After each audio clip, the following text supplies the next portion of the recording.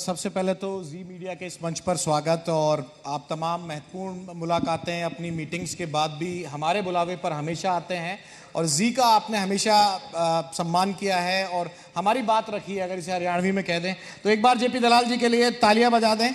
तमाम मंच पर आपसे मौका मिलता है, पिछली बार गौ रक्षा का मौका था, आज गुरुग्राम कॉन्क्लेव का है, आपका घर भी गुरुग्राम में है, इसलिए आपको बुलाने की दूसरी वजह भी मेरे पास थी। आप देखते आए हैं कांग्रेस के दौर में कि किस तरह की चीज़ें थी।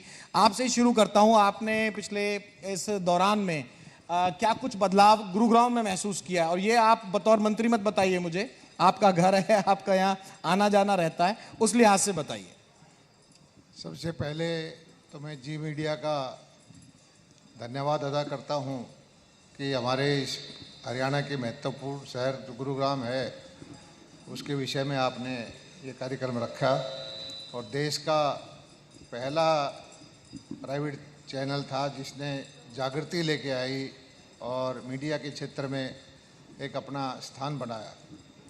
आज मैं आपके बीच में एक मंत्री के रूप में नहीं आया हूँ। मेरा घर यहीं 17 सेक्टर में है, यहाँ से 100 गज पे और पिछले 20-25 साल से लगभग इससे भी ज़्यादा वक्त से मैं इसी सेक्टर में रह रहा हूँ और एक नागरिक के रूप में आप लोगों के बीच में आया हूँ। और मैं आपको एक चीज़ बता देता हूँ कि जब मैं यहाँ पर आया था 17 सेक्टर के अंदर किराए के घर में रहता था और हरियाणा रोडवेज की बस आती थी। वो ये सड़क हाईवे नहीं था जी, पुरानी रोड से जाके डीपीएस से ना, ये एयरफोर्स स्कूल के अंदर मेरा बेटा जाता था, घर से लेके जाती थी, घर से छोटा सा गांव था। ये सारी डेवलपमेंट गुड़गांव की मोटे तौर पर 1987-88 से शुरू होकर के और 99, 97, 98 इस दौरान के बाद जो शुरू हुई है। जब मैं यहाँ पर आया था तो सिर्फ ये 14 और 17 सेक्टर थे और 4 और 7 थे। 15 सेक्टर बनने की रूप उसमें था। 10 सेक्टर में प्लॉट तो कट चुके थे, कोई घर नहीं था और ये हाईवे उस वक़्त निर्माणाधीन था। तो इस मेरे देखते देखते गुड़गांव एक गांव से शुरू होकर के और एक विश्व का महानगर के रूप में परिवर्तित हुआ है। बहुत ज़बरदस्त डेवलपमेंट हुई है। विश्व की सारी जो फॉर्चून 500 कंपनी हैं वो गुड़गांव में है। आईटी का ये सेंटर है, ऑटोमोबाइल का, मैन्युफैक्चरिंग का है और हरियाणा का इन्हीं उत्तरी भारत का जो मानेसर हमारा सबसे बेस्ट इंडस्ट्रियल एरिया है वो हमारे क्षेत्र में है। गुड़गांव आज मेट्रो से जुड़ा हुआ है। गुड़गांव के अंदर कनेक्टिविटी बहुत सुधार हुई है। गुड़गांव से हमारी सरकार ने जो पिछले दिनों आए थे हमारे केंद्रीय मंत्री गडकरी जी, तो ये बॉम्बे का जो रूट बनाया है जिससे कि बॉम्बे दिल्ली का रास्ता आधे वक्त में हो जाएगा सफ़र और इस हाईवे के ऊपर नए नए शहर बनेंगे। गुड़गांव जो है पिछले दिनों के अंदर ही ये केएमपी बना है। दिल्ली के अंदर ज़बरदस्त प्रदूषण होता था, कितने सालों से एक केएमपी अटका हुआ था। शुरुआत हमारे से पुरानी सरकार में हुई थी, लेकिन इस काम को पूरा करने का जो ड्यूटी है वो भारतीय जनता पार्टी की सरकार की लगी और उससे दिल्ली वासियों को जो प्रदूषण की समस्या थी उनको सुख का सांस लेने का मौका मिला है। क्योंकि आधा ट्रैफिक जो है अब दिल्ली के चारों तरफ केएमपी केजीपी से होकर गुजर जाता है।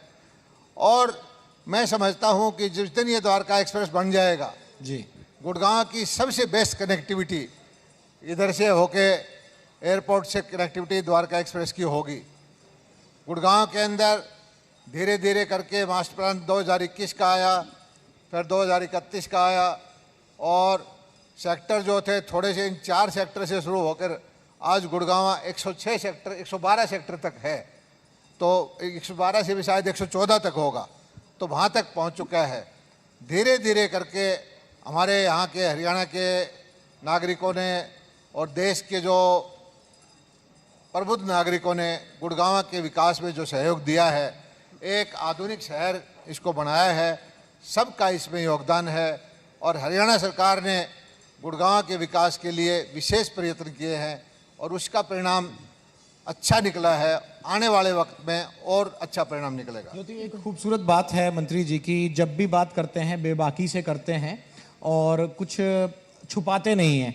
अब मैं आपको ऊपर एक टॉस करता हूं। आपने पूरा जिक्र किया, रोडवेज का जिक्र कर दिया आपने पूरे सफर का। सबसे पहले तो गुड़गांव आपको सूट किया, कहते हैं ना हरियाणा में सूट कर गया। कोई लोकेशन, कोई घर, कोई शहर, आपकी खूब तरक्की हुई।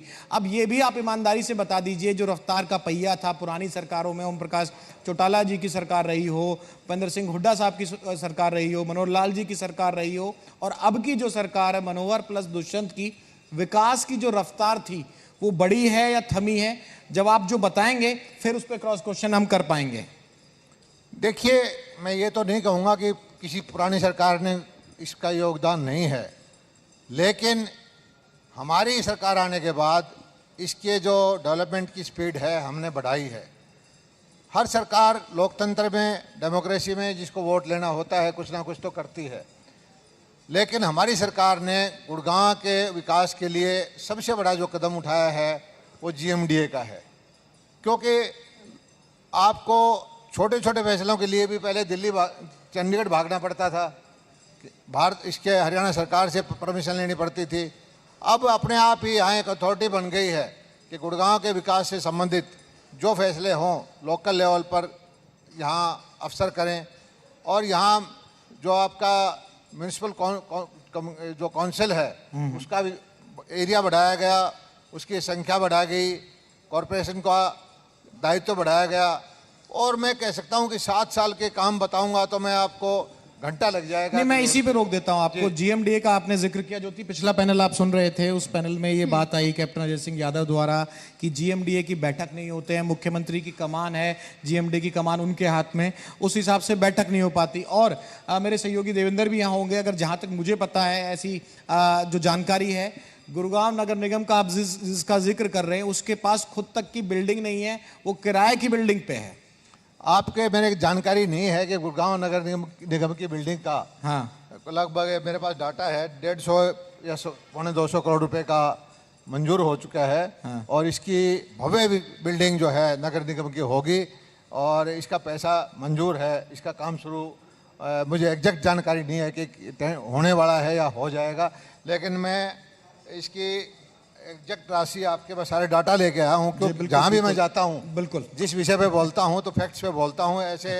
इसलिए मैं इसकी नगर निगम का जो काम है जी, इसका बता देना चाहता हूँ आपको। ये देखिए, आप ही बता दीजिए, तमाम गुड़गांव की जनता देख रही है, हरियाणा की जनता देख रही है। MCG के जो मेजर प्रोजेक्ट अब बनने वाले हैं, construction of sports stadium at Wazirabad 184 crore रुपए का, construction of art and culture centre 53 sector में जो है 194 करोड़ रुपए का, कम्युनिटी सेंटर नाथूपुर में 26 करोड़ रुपए का, ड्रेन है सूर्य विहार से वो 17 करोड़ रुपए की, ओल्ड MCG बिल्डिंग है उसकी कंस्ट्रक्शन के लिए 30 करोड़ रुपए, और गुरुग्राम क्लब के लिए 36 करोड़ रुपए, ये साउथ सिटी निर्वाणा की क्लब के लिए 37 करोड़ रुपए। ये इस तरह के प्रोजेक्ट हैं जो पाइपलाइन में हैं। और आपने बताया था जो इसका GMDA का, उसका भी मैं आपको डाटा निकाल के देना पड़ेगा मुझे थोड़ा सा। हाँ please take your time sir, time चाहिएगा। लेकिन GMDA का नहीं, इसका आपके कॉरपोरेशन की बिल्डिंग का। जी जी। तो कॉरपोरेशन की बिल्डिंग का construction of MCG office building व्यापार सदन 116 करोड़ रुपए का काम जो है ये लगभग मंजूर हो चुका है। जी हाँ, बिल्कुल। JP साहब, आपने बात की गुरुग्राम शहर की, अभी तक आप बात कर रहे थे एक आम व्यक्ति के तौर पर, अब राजनेता के तौर पर मैं आपसे ये सवाल लेना चाहूंगी। अब मुझे तो डाटा दिया है तो मंत्री के तौर पर, उससे पहले जब आप बात कर रहे थे, दोनों जिम्मेदारी है, दोनों जिम्मेदारियां वो भी जवाब देना है और एक नागरिक के रूप में अलग से जवाब दूंगा मैं। बिल्कुल।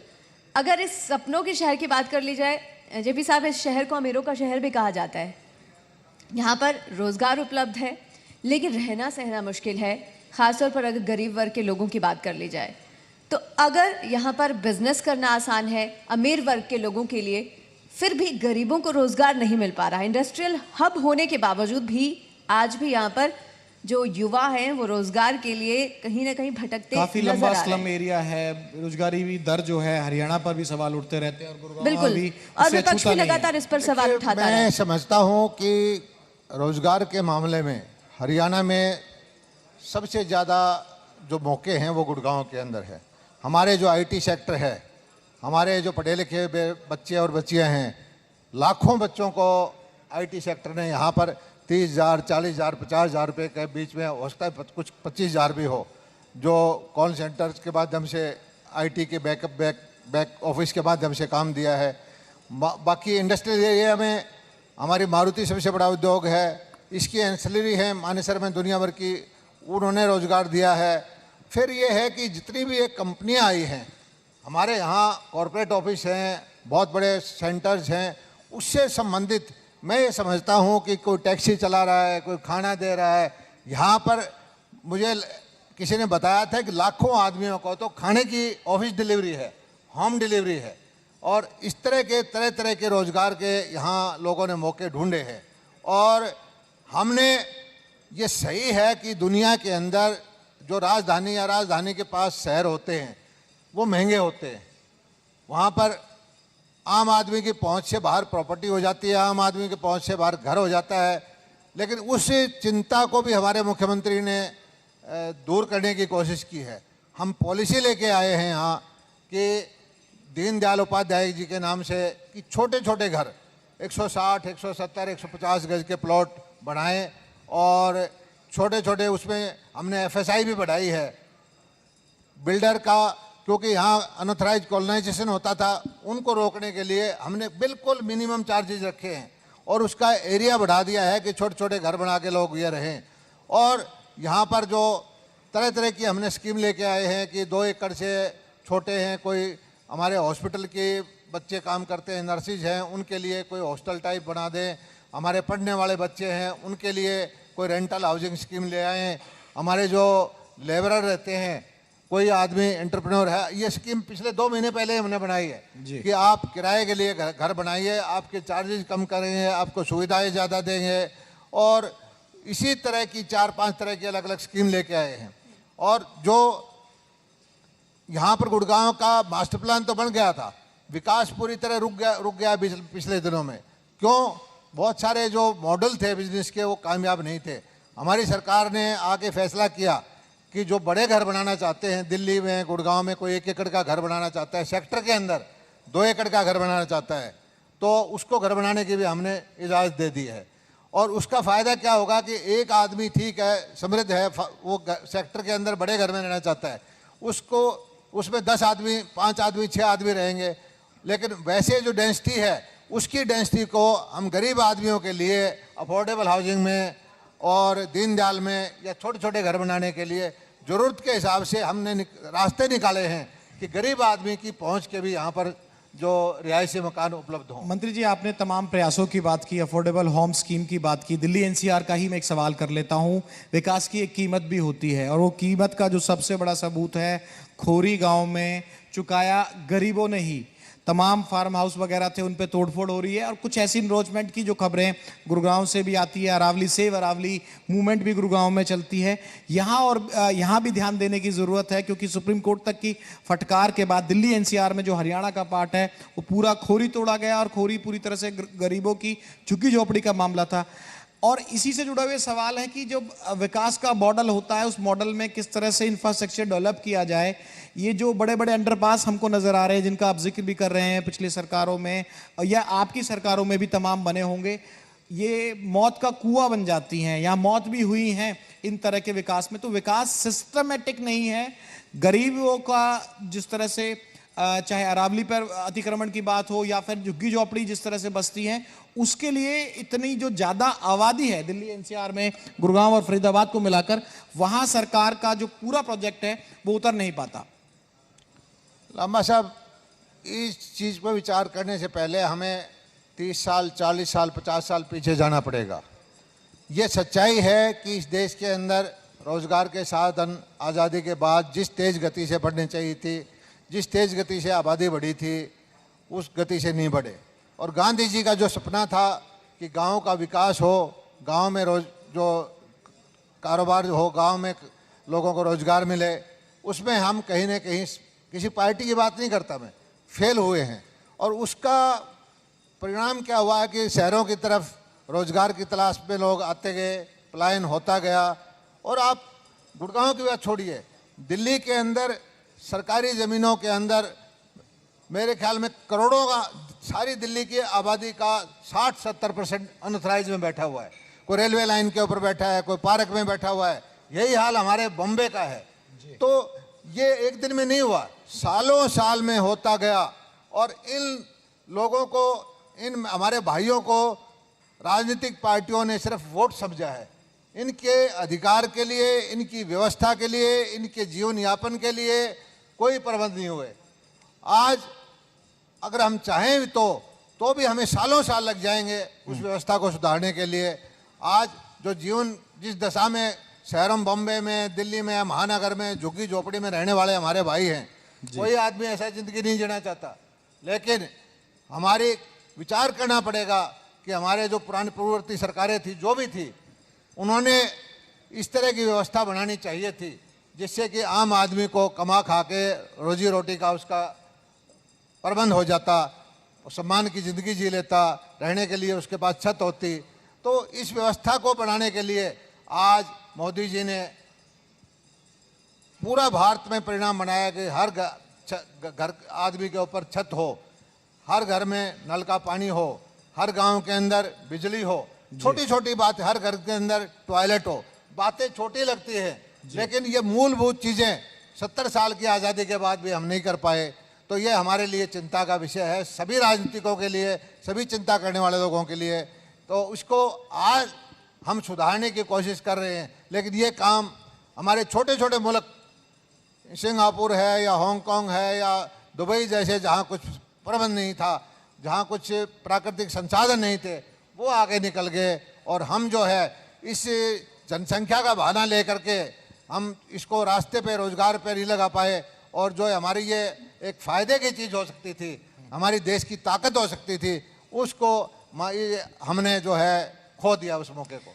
बिल्कुल जेपी साहब, सरकार पूरी कोशिशें कर रही है, लेकिन पहले क्या हुआ, क्या नहीं हो पाया, उस पर चिंता करने से बेहतर है कि हम आगे बढ़े। और आपने भी कहा कि अब लगातार, क्योंकि सरकार प्रयासरत है, चाहे वो केंद्र सरकार की बात कर ली जाए, हरियाणा सरकार की बात कर ली जाए।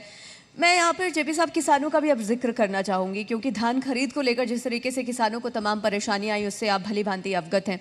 दूसरी तरफ अगर बात कर ली जाए कृषि कानूनों को लेकर जो पिछले लंबे समय से विवाद चल रहा है, इसका सीधा सीधा असर आम जनता पर भी पड़ रहा है। ज्योति, अभी रिसेंटली जो आपका पहला सवाल था उस पर एक बार डिटेल से बात कर लेते हैं, क्योंकि मैं तो इसे ऐसे देखता हूं कि सरकार दबाव में आने के बाद आला कमान के पास या कहें केंद्रीय सरकार के पास पहुंची। जो धान की खरीद लेट होनी थी 11 तारीख से, जैसे तैसे मना मनू के आप लोग उसे 3 तारीख से शुरू करवा पाए। देखिए, लोकतंत्र के अंदर कोई ये कहे कि जनता का दबाव नहीं होता तो गलत बात है। और हम हमेशा चिंता करते रहते हैं एक एक भाई की, एक एक किसान की, एक एक मजदूर की। और सरकार, कल्याणकारी सरकार को जनता के दबाव में होना भी चाहिए। रही बात धान की, ये सबके सामने है कि जो बगैर मौसम की बारिश पिछले 10 दिन 15 दिन से हुई, उससे 2 कारण हुए। एक तो फसल लेट भी हुई है, और धान के नहीं, बाकी जो हमारे किसान थे, बाजरा के, उसके, कपास के, मूंग के, उनकी फसलें खराब हो गई। हमने तुरंत संज्ञान लिया, मुख्यमंत्री जी ने स्पेशल गिरदावरी के ऑर्डर दिए कि भाई इन किसानों की भरपाई की जाए। ये जो इस वक्त जो मंडी में धान आया था, उसमें 2 तरह का धान होता है, बासमती और दूसरा। वो धान बासमती की जो प्रोक्योरमेंट है, पिछले, हमें खुशी है कि पिछले बार जिसका भाव 1600, 1700, 1800 था, देसी बासमती कहते हैं हाइब्रिड, वो आज 3000 के आसपास बिका हुआ है। और लगभग किसान को पिछले साल से 80% अतिरिक्त पैसा मिल रहा है। लेकिन मुद्दा ये था कि आमतौर पर जो परचेज FCI की होती है, उसमें मॉइस्चर कंटेंट 17% एक्सेप्टेबल है। और इस वक्त बारिश की वजह से, और फसल भी 2 कारण थे। तो फसल जो है बारिश होने की वजह से पकी नहीं, लेट हो गई है। और जो फसल पकी थी उसके अंदर 26-27% तक मॉइस्चर था। अब हम उसको अलाउ कर देते हैं, मंडी में सारे किसान डाल के मंडी के अंदर हफ्ता हफ्ता किसान बैठे रहे हैं अपने उसके पास। उस स्थिति से बचने के लिए ये जो फैसला लिया गया था कि भाई इसको हफ्ता 10 दिन तक, हमारे पास मौसम विभाग की जानकारी भी थी, आज भी बारिश हुई है हरियाणा में, कल भी बारिश हुई है, परसों भी बारिश हुई है। अब बारिश के मौसम के ऊपर किसी का कंट्रोल नहीं है, और उस स्थिति में ये भी सही है कि किसान के पास धान जो पैदा करता है घर में रखने की जगह नहीं है, तो दोनों से इस बीच का रास्ता निकालने की किसान तो हमने कह रहे हैं ना कोशिश सर, की थी। रोड़ा हो जाता है। हमने कोशिश की है और सारे किसान भाइयों वो से हल्ला मचा, दीपेंद्र ने अपनी कह दिया कि हम लोग दीपेंद्र हुड्डा और दीपेंद्र हुड्डा जा रहे हैं। इसका हल्ला गुल्ला का इसके हमारे उस पर कोई प्रभाव नहीं पड़ा, हल्ला गुल्ला का वजह से ये चीज़ परिपूर्ण नहीं की, लेकिन ये राजनीति करने वाले लोग, कुछ जत्थेदार, कुछ कांग्रेस पार्टी के लोग, उनको चिंता रहती है कि जल्दी से जल्दी किसान हितैषी होने का हम स्वांग करें, ढोंग करें, मंडियों में जाएं। यही तो मंडियां थी जहां किसान की फसल 10-10, 15-15 दिन तक नहीं बिकती थी। यही तो मंडियां थी जो आड़ती को पैसे दे देते थे, 6-6 महीने में उनको पैसा नहीं मिलता था। यही तो किसान थे 3-3 रुपए के ये चेक बांटते थे। यही तो किसान थे जो बिल्कुल रो रो के मर जाते थे, उनको कोई स्कीम का फायदा नहीं होता था। आज हम स्वतः संज्ञान लेकर के हमें लगा कि इससे किसान को दिक्कत होगी, तुरंत मैं और मुख्यमंत्री जी ने हमारे केंद्रीय नेतृत्व से बात की, कल ही आए और तुरंत फैसला करा के आज मंडी की जो है चालू कर दी। लेकिन अभी भी समस्या ये है कि इतना गीला धान आ रहा है, मंडी भर जाएगी लेकिन वो जो मॉइस्चर का कंटेंट है उसको एक्सेप्ट कोई नहीं करेगा, इतना ज़्यादा मॉइस्चर है। मेरे किसान भाइयों से हाथ जोड़ के प्रार्थना है कि कोशिश करें, आपको मंडी में ज़्यादा वक्त ना रुकना पड़े, आप अपने धान को सुखा के लाने की कोशिश करें। सर इसी से जुड़ा हुआ सवाल है, अब खरीद की जो पूरी जानकारी हो, जो तो एक अपडेट ले लेते हैं, कृषि मंत्री हैं, अब मंडियों का क्या हाल है, किस तरह से आपने अपील तो कर दी, कुछ अपडेट उसके बारे में दे पाए जो फैसला हुआ था। देखिए, मंडियों के अंदर पहले हमने व्यवस्था की थी, ये 1 तारीख से मंडी चलाएंगे, किसानों को निमंत्रण दे दिया था, और हमारे पास इस वक्त हरियाणा की 1-1 इंच जमीन का डाटा है जी। 80-85 लाख एकड़ जमीन में जो हमने, किसने धान बोया है, किसने कपास बोई है, किसने गन्ना बोया है, कौन सा खेत खाली है, किसने बाजरा है, किसमें मूंग है, सारा डाटा, सारा किसानों का हमने मैपिंग करवाई है। एक जगह से नहीं करवाई, किसान से मेरा फसल मेरा ब्यौरा पे पोर्टल पे चढ़वाया, पटवारी से गिरदावरी करवाई, कृषि विभाग की टीम बना के 3 अधिकारियों से चेकिंग कराई, हर्षक का जो सैटेलाइट है उससे चेक कराई, और मैपिंग करा के हमने डाटा दे करके सारी फसलों का हिसाब रखा है। और किसानों से कहा है कि भाई आप अपने पोर्टल पे अपनी डेट डालो, जो आपको सुविधा है, जिस दिन आपकी फसल तैयार होती है उस दिन हमारी मंडी आपकी उस पर लेके आए, और उस पोर्टल पे बाय इनविटेशन। उसके भी हमारा मकसद यही है कि एक दिन सारा मंडी को ना भर दें, गिल्ली फसल आ जाए तो उसको सुखाने की जगह हो, और साथ साथ लिफ्टिंग भी हो जाए, साथ साथ धान के जो मिल में भी चली जाए। हमारी कोशिश पिछले 2 साल से, तो मैं कृषि मंत्री हूँ, मैं दावे के साथ कहता हूं कि हरियाणा की जो 4-5 प्रोक्योरमेंट हुई है, किसान को, किसी भी किसान को दूसरा दिन रात को मंडी में नहीं रुकना पड़ा। 2 घंटे में हमने उसका ट्राली, चाहे बाजरे की है, मूंग की है, धान की है, गेहूं की है, खाली करा के उसको भेज दिया, और सब तरह की व्यवधानों के बावजूद हमने किसान के खाते में सीधा पैसा दिया है। ये एक ऐतिहासिक कदम है, ये ऐसा कदम है कि आने वाली पीढ़ियां याद रखेंगी। ये किसान के ऊपर जुल्म होता था कि फसल किसान की, खरीदार सरकार, और पैसा तीसरा आदमी ले जाता था। बिल्कुल। इससे जेपी साहब, व्यवस्था को बदलने की कोशिश की है। बिल्कुल। मैं धान खरीद से इतर आपसे यहाँ पर पंजाब की सियासत का जिक्र करना चाहूंगी। जिन दिनों वहां पर माहौल बना हुआ, और यहाँ पर पंजाब की सियासत का जिक्र करना इसलिए भी जरूरी हो जाता है क्योंकि पंजाब के जो पूर्व मुख्यमंत्री हैं कैप्टन अमरिंदर सिंह, उनकी बीजेपी के साथ नजदीकियों की जो चर्चा है वो इस वक्त काफी ज्यादा है। आप भी भली बातें जानते हैं, क्या राय है आपके इस पर? पंजाब से पहले आप देश की कांग्रेस की चर्चा क्यों नहीं कर लेते? जैसा आज जो हाल है कांग्रेस का पिछले 2 साल से, अब देखिए, कांग्रेस का विचारधारा, कांग्रेस का संगठन और हमारा संगठन, हम विचारधारा पर चलने वाले लोग हैं। वो व्यक्तिवादी पार्टी है, परिवारवादी पार्टी है।